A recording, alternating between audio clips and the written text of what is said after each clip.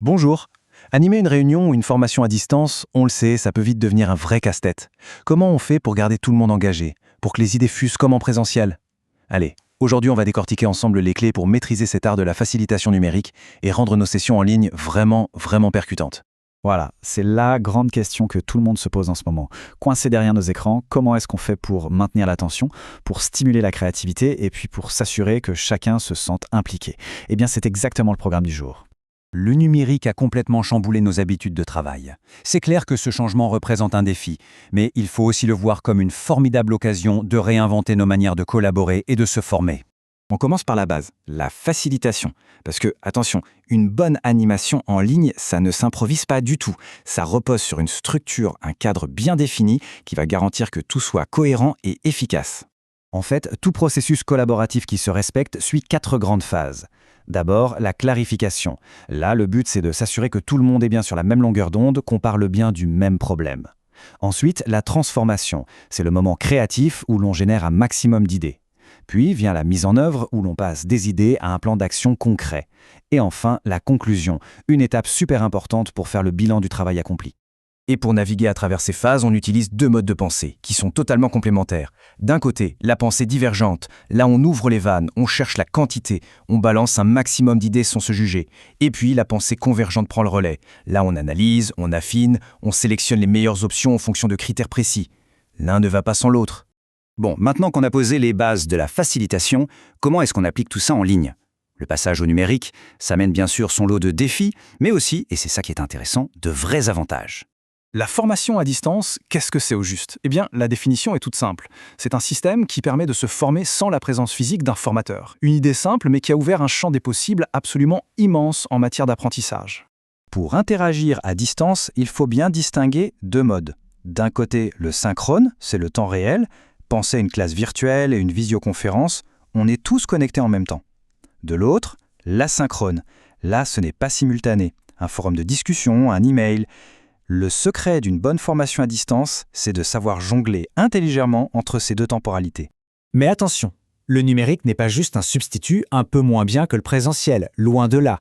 Il a ses propres points forts. Ça développe les compétences numériques de tout le monde, ça responsabilise les apprenants, ça permet de personnaliser beaucoup plus les parcours et ça encourage des échanges entre pairs qui sont souvent hyper riches. Allez, on passe à la troisième partie et c'est du concret, la préparation.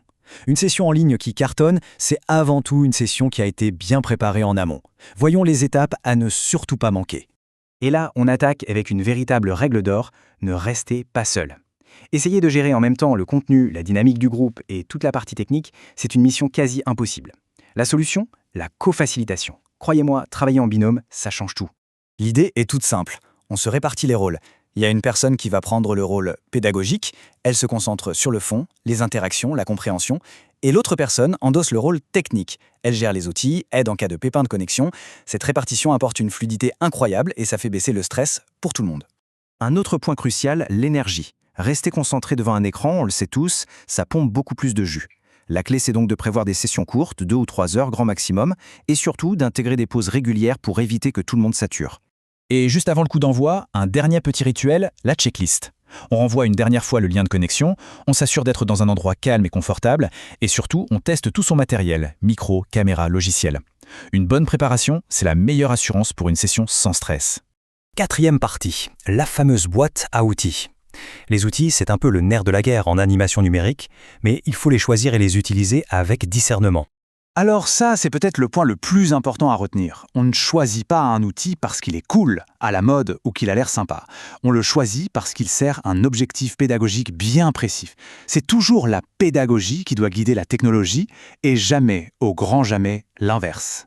Et pour que ce soit bien concret, voilà quelques exemples. On veut faire un brainstorming, des post-it en ligne, c'est parfait. Un groupe doit faire une restitution de son travail, le partage d'écran est l'outil idéal. On veut faire un petit sondage en direct, les applis de quiz interactifs sont géniales pour ça.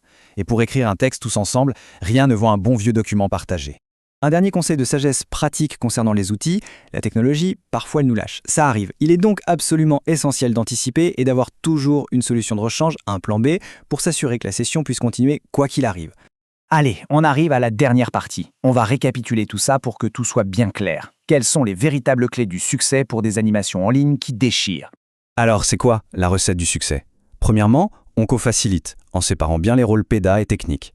Deuxièmement, on choisit ses outils en fonction de ses objectifs, et pas l'inverse. Troisièmement, on donne du rythme aux sessions, courtes et avec des pauses. Quatrièmement, on alterne les formats, du travail tous ensemble et du travail en petits groupes. Et enfin, cinquièmement, on prépare méticuleusement l'avant-session. Et on va se quitter avec une question pour réfléchir.